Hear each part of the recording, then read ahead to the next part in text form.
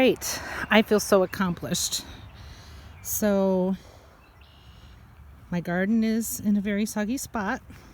So last year I got 2 raised beds, and this year I added 4 more.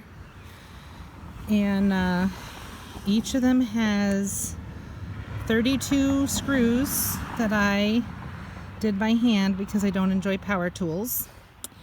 And each of them took at least 8 wagon loads of dirt. So I'm tired, but I'm done.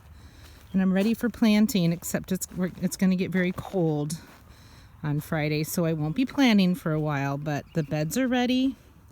I put a bit of fertilizer on them. I told my mom she can use part of this bed, so I put a cucumber trellis there so she can plant some cucumbers.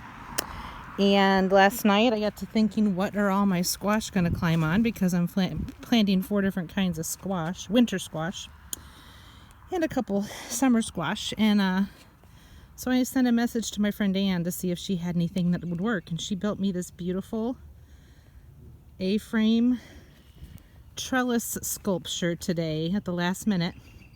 And she put up with my lack of information and my poor measurements, because I used the measurements from the website where I got the raised beds, which were not the same as the actual measurements. So thank you for bearing with me and doing that work for me today, because you definitely didn't have to, and you did. So I appreciate it. And if I plan to plant spaghetti squash on this side, and Ann said she loves spaghetti squash, so I will be able to repay her in spaghetti squash, I hope.